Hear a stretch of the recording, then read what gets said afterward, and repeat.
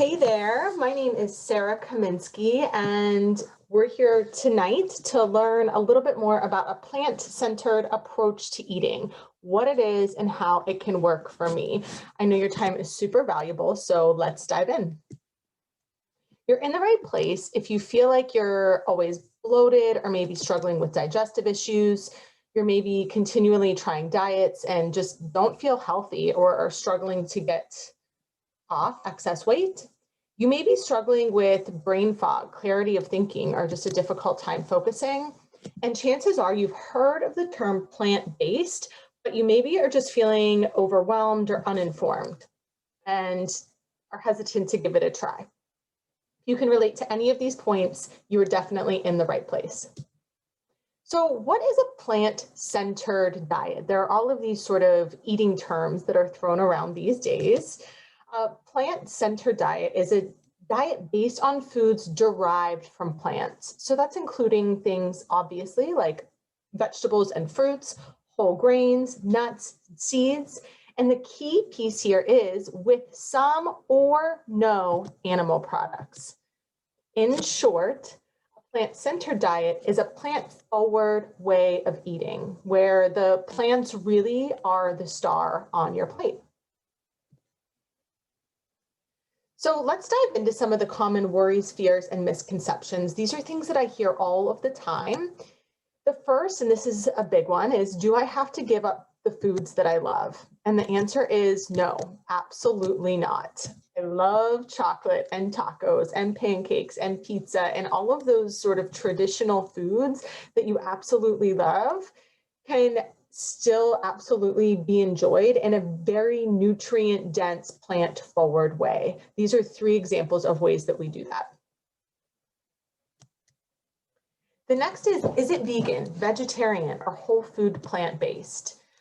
Not necessarily. So if we look at these four images, they're all four very different plates, but they have one thing in common. The plants are the stars on the plate. So you can see this salad here on the left does have a little bit of cheese on it. It's incorporated some cheese. This bowl right here has incorporated some hard-boiled eggs.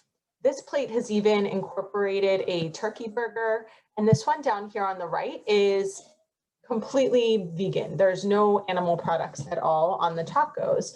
So rather than categorizing yourself or the style of diet that you've adopted as one thing, it's instead releasing the way that it necessarily should be by being vegan, vegetarian, whole food, plant-based, and instead just allowing the plant foods to be the star. The next one, and this is big, does it consist of a squirrel-like diet? Will I only be eating tree bark and nuts and seeds?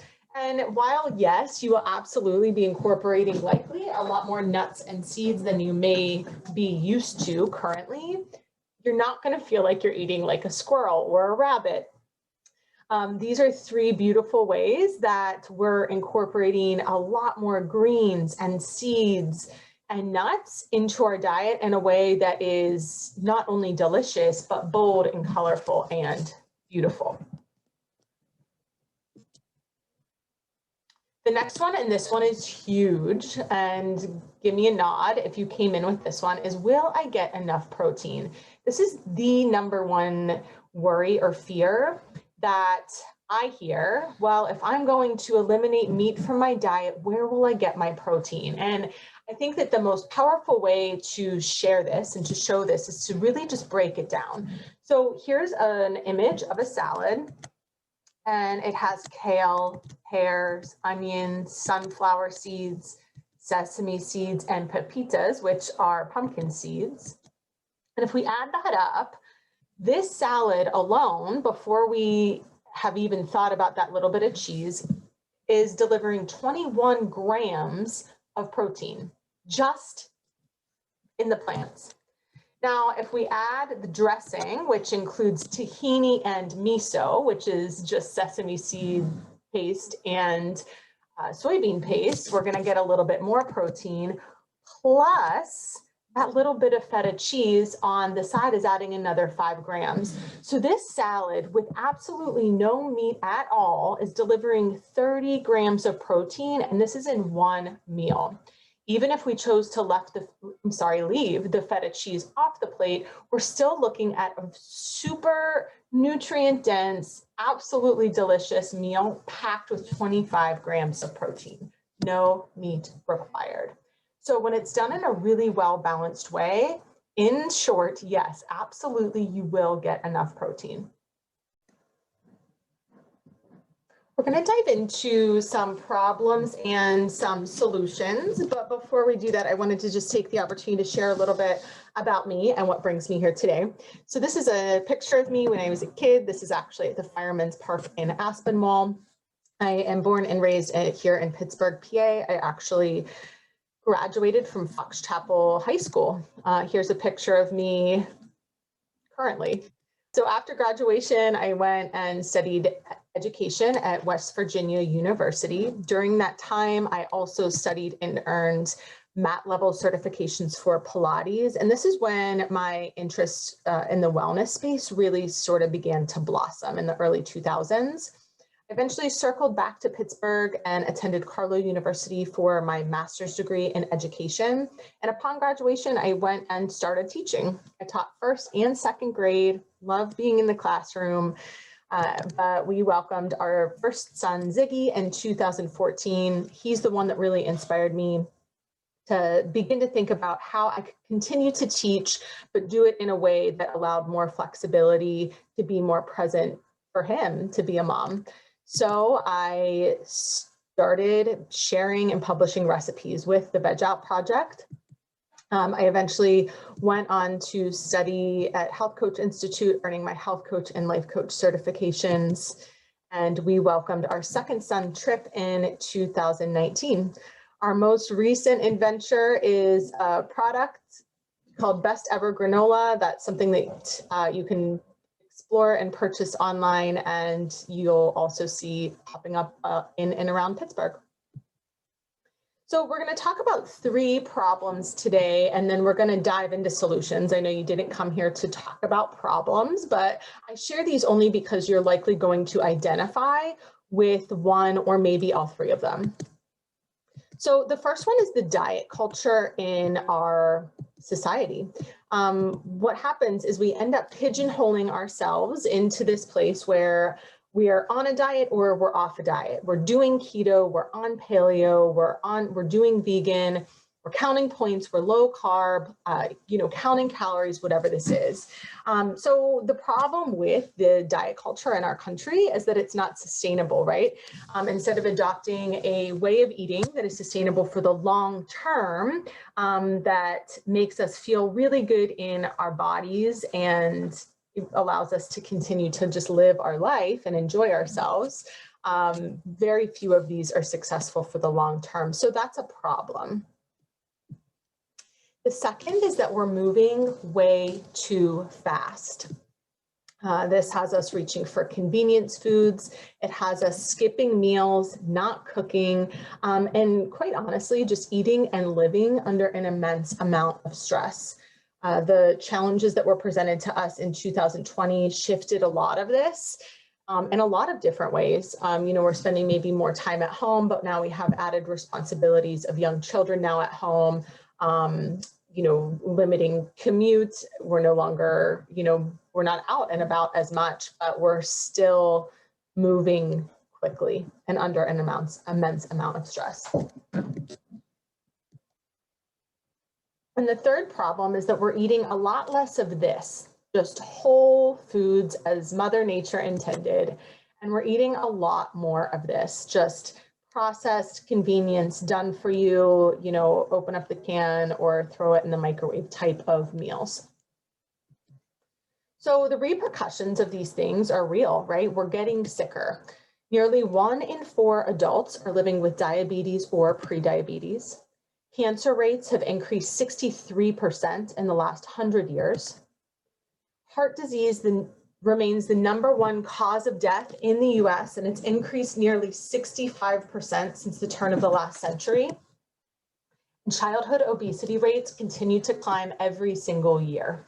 These stats come from the Center for Disease Control. We're struggling with skin issues, fertility issues, hormone imbalances. We have irritable bowels. We struggle with brain fog, low moods, no motivation. But do you want to know something really amazing? Up to 40% of the annual deaths from each of the leading causes in the US are preventable, absolutely preventable, with diet and lifestyle alone. This is another stat from the CDC. So I get it. You really want to eat and cook healthier, more balanced meals, but you maybe feel overwhelmed. You don't have time. You don't know where to start. But at what expense?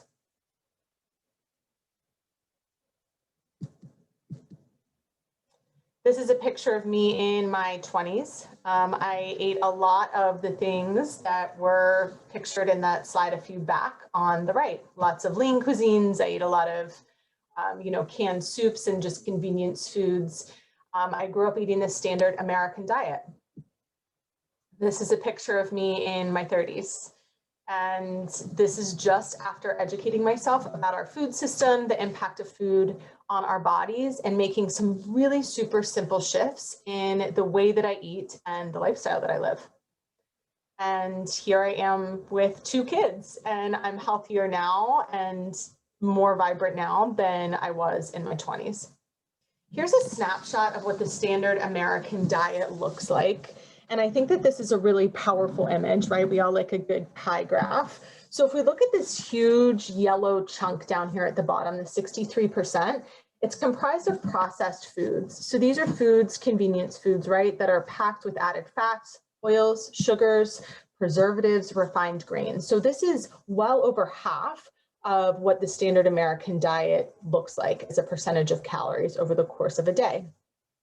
Now, if we shift our eyes up to that right corner, the 25% in the red is comprised of animal foods. So this is obviously things like meat, fish, poultry, seafood, but also dairy and eggs. And the key piece that I'd like you to remember from this 25% is that cholesterol is only found in animal foods. Animal foods are a primary source of saturated fat as well. And if we remember that stat on heart disease a few slides back, there's a really big correlation here. Now, what's most concerning to me looking at this pie graph is the little green chunk here. And this is what represents plant food consumption in the standard American diet. And I want you to notice how that 12% is cut in half. So we're really thinking about 6% and 6%. These plant foods are things like vegetables, fruits, legumes, nuts, seeds, and whole grains. What's really important to remember here is that fiber is only found in plant foods. So if we're not consuming enough plant foods, we're not consuming enough fiber. Fiber is key in aiding in healthy digestion. Regularity, and we're learning more and more about the gut-brain axis, that we know that the healthier our gut is, the more regular we are, the healthier our brain is. So if we remember all of these stats around brain fog, symptoms of brain fog and clarity of thinking and fatigue, this is all linked back to our gut and linked back to fiber, the food that we're not consuming enough of. So the reason that this is cut in half is because up to half of this category might be processed. So I want you to think about like the spinach in your frozen spinach souffle, the apple in your apple pie, the tomatoes in your ketchup, right? So only 6% of the standard American diet is comprised of whole plant foods, whole fruits, vegetables, nuts, seeds, legumes, whole grains. So why more plant foods? Why is this so important? Well, there's a lot happening, right?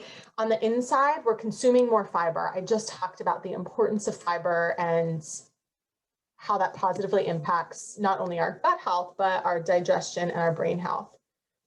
Plant foods also carry not only macronutrients, so those are, the key players like fat, protein, and carbohydrates, but they're also packed with micronutrients. Micronutrients are vitamins, minerals, antioxidants, phytonutrients that feed our body at the cellular level. These are things that support our immunity, our energy, our skin, our hair. They're also super nutrient dense. So as we're thinking about being able to eat, a whole pint of raspberries, for example, we're going to get a relatively low caloric load for a very high nutrient load as opposed to a more processed food. Plant foods are super powerful. They're also very water dense. So when we're eating fruits and veggies specifically, we're also packing in lots of water. There's also a lot happening on the outside, and these are the things that we see, right? So because all of that good stuff is happening on the inside, we notice physically on the outside a variety of different things, including maybe lost weight in inches, lowered blood pressure, lowered blood sugar, lowered cholesterol, balanced hormones, healthier hair and nails, healthier skin, lessened joint pain, regulated bowels. Mentally, not uncommon to experience eliminated brain fog, increased energy, clear thinking, overall sense of happiness, regained control, and reduced anxiety and depression. And another huge perk is that you'll likely find you're saving money by eating more meals at home, having a plan, and incorporating more plant-based proteins because you're having a overall lower grocery bill. So are you ready for some key takeaways? If you don't already have a pen and paper handy, go ahead and grab one. I'm going to give you 5 things that you can begin doing today that are going to make a really big impact. So the first one is to head into each week with a plan.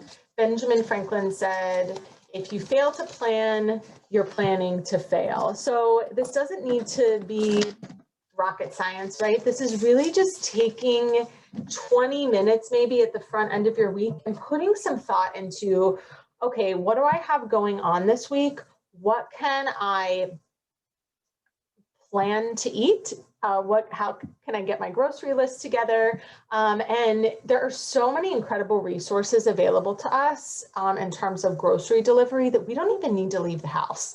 So it's really just a matter of taking like 20 to 30 minutes at the front end of each week and putting some thought into what you're going to have into the week ahead. The second, and this one is huge, is to tune into how your body feels. This is something that I was out of tune of for a very long time and is so powerful. So when I eat something, how is it impacting my energy, my digestion, my weight, or maybe the way that my clothes fit? How is it impacting my moods? And most importantly, how do certain foods impact my relationship with myself? The next one is to incorporate at least one fruit or veggie with every snack or meal. So if you take a look at these 3 plates, they're all very different, but they have one thing in common. They're very plant heavy. They include a lot of fruits or a lot of veggies. Each one of these has at least half of the plate full of fresh fruits or veggies. The 2 on the left are also incorporating lentils and beans, which are amazing sources of plant-based protein, carbohydrates, and fiber. On the right, we have pancakes that are made with nut flours and whole grain rolled oats with a ton of blueberries on the plate.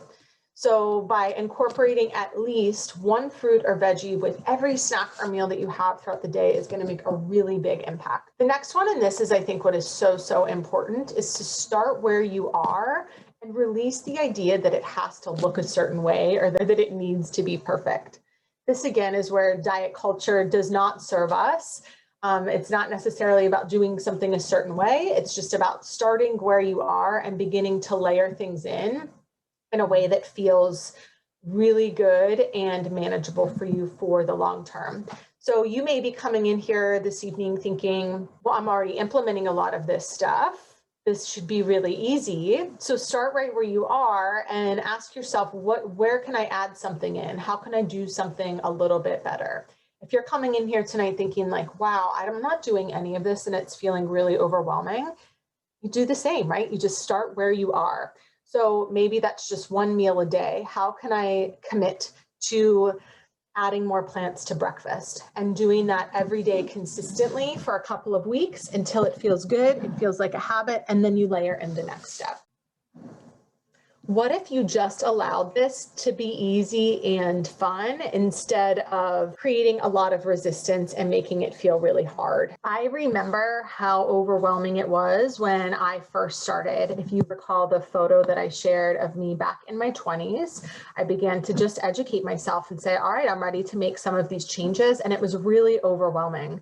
So my goal now is to help people that were where I was to make it really easy and really fun and just take a lot of the guesswork out. I've learned so much over the last 12 to 15 years, and I share it now through the Veg Out Project recipe series. I'm going to give you a sneak peek of what this looks like. So I love to take the opportunity just to walk you through what a member experience is like inside the Veg Out Project recipe series. This is what the portal looks like when you log in, and you can see that there's a side navigation right here. I'm just going to walk you through each piece of this. So every week we feature a new meal plan.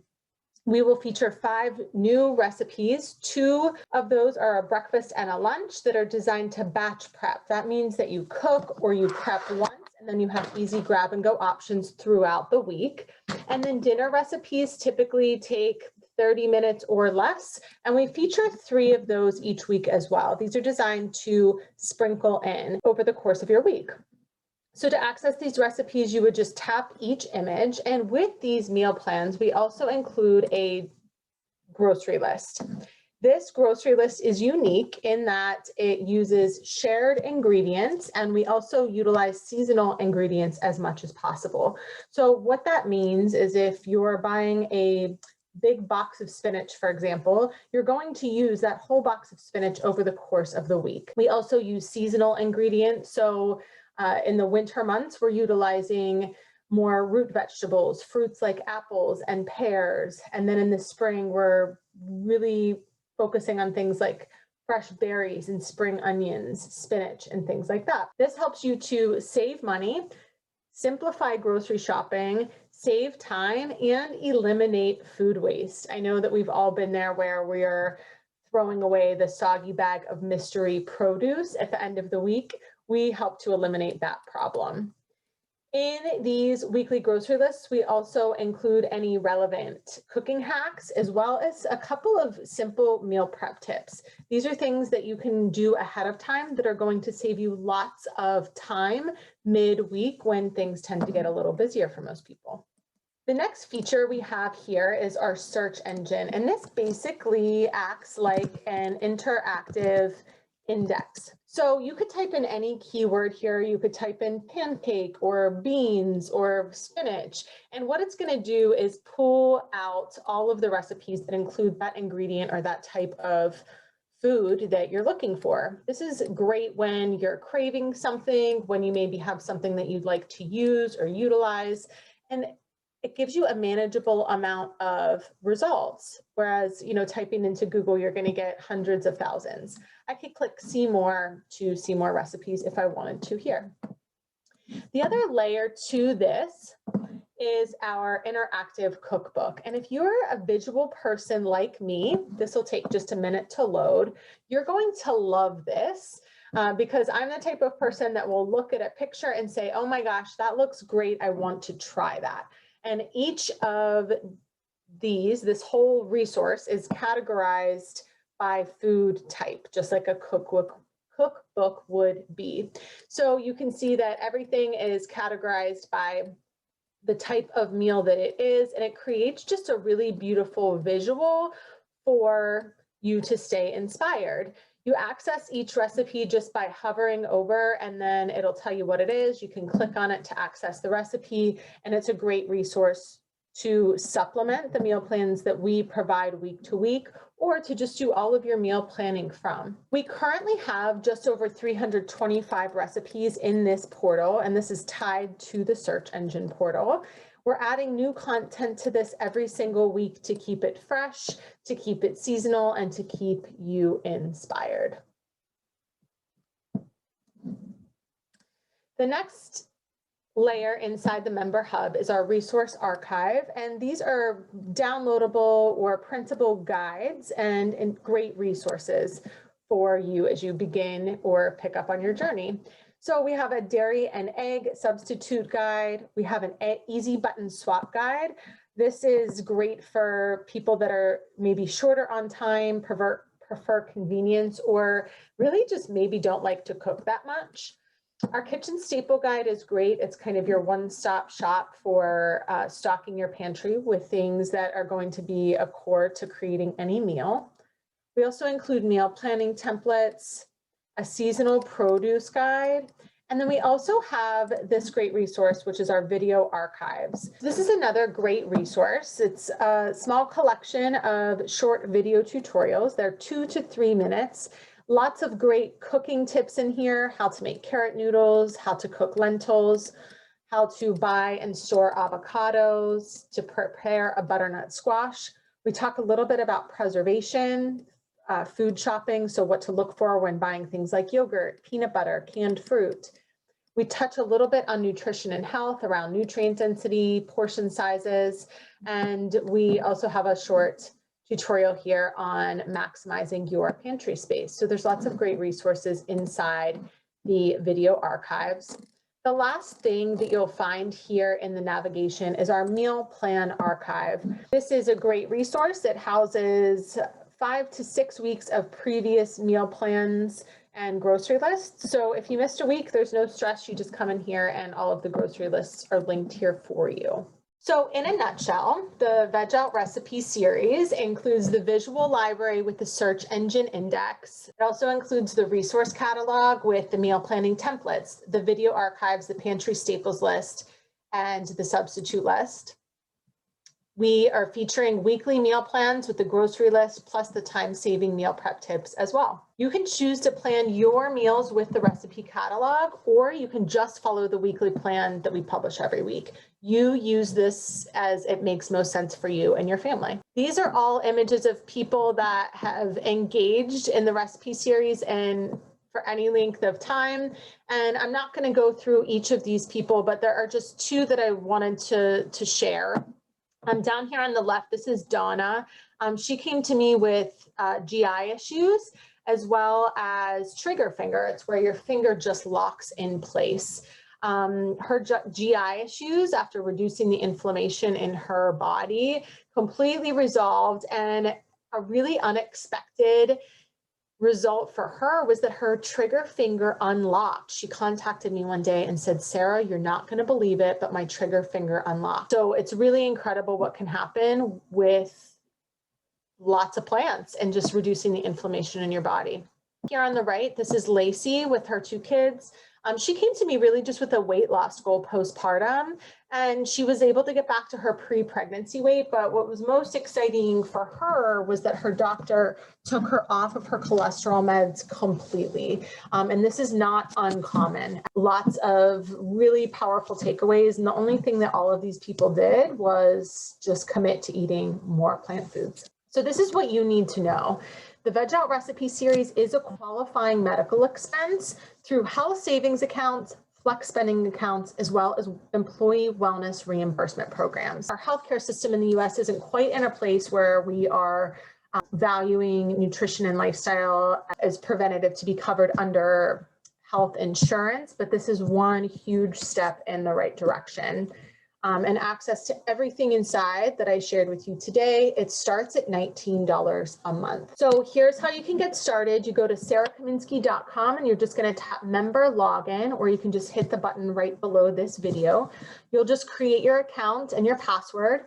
And I would like to give you $5 off your first month by using code WINNING. Just make sure that you hit apply for the coupon code, and you can dive in. If you have any questions at all, please don't hesitate to contact me. My email is here, as well as my handle on Instagram. Feel free to reach out at any time. There's also a button below this video to contact me directly. Thank you so much for carving out some time today to learn more about the benefits of incorporating more plant foods. I would love to support you in any way if you feel called. Have a great night.